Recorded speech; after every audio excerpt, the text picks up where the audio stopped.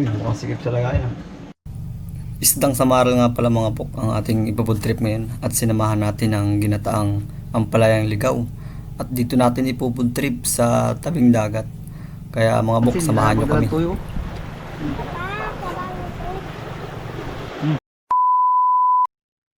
What's up mga bok? Isang mapagpalang araw sa inyong lahat. So bali kakabalik ko lang dito sa Abradi Ilog. Ito sakto na may huli yung pamangkin ko kagabi, namana siya. Grabe lapad nitong samaral. At ito namang mga bisugo ay huli ni Utol sa pangangawil. Nangawil siya ng umaga. So bali since kakabalik ko nga lang dito sa Abradi Ilog, nagaya yung Utol ko na i-food trip daw namin yung mga nahuli ng anak niya at saka yung huli niya. So bali naghanap din siya ng ampalayang ligaw para daw may isda tapos may gulay. Healthy baga.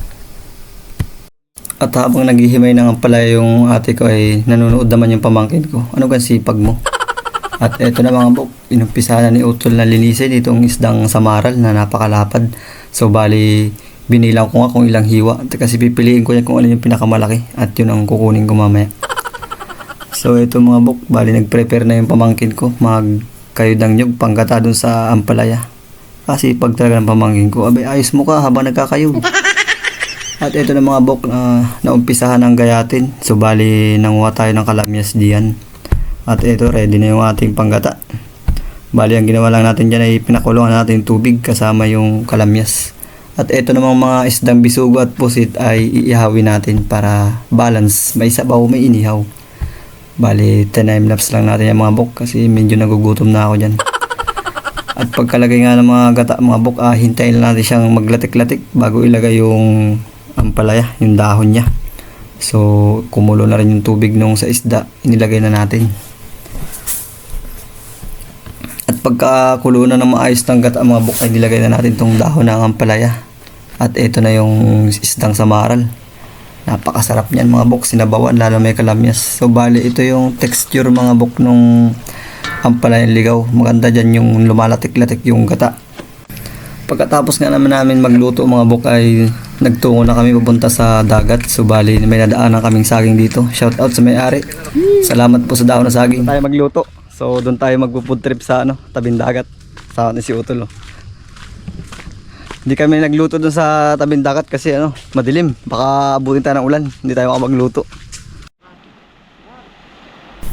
At pagkadating nga namin dito sa tabing dagat ay nakakamangha kasi grabeng kalma. So bali ilang buwan din kami nakaranas ng amihan. Ngayon lang kumalma.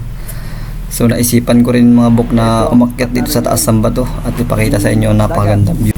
So ayun mga bok, huwag natin pagtagalin pa. I-prepare na natin itong mga dala natin pagkain. At dito natin ipo-food trip sa tabing dagat.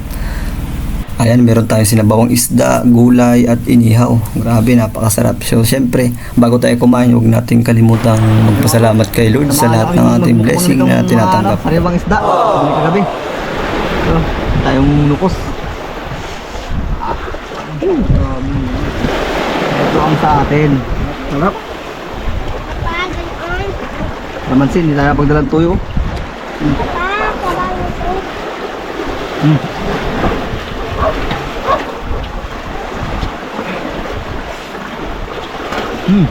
Sarap.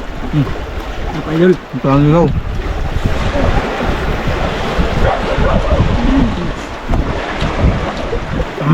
Sarap mga idol.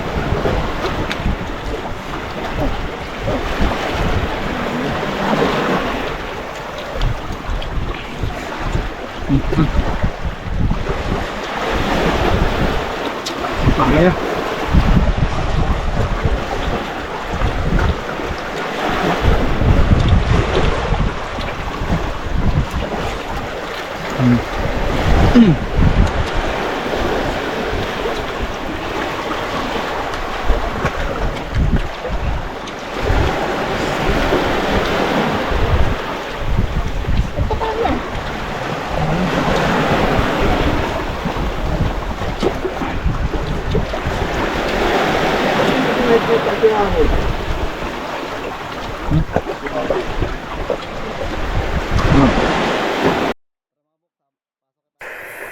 So ayun mga bok, pagkatapos natin kumain naisipan natin pasukin itong kuweba patungong Encantadia.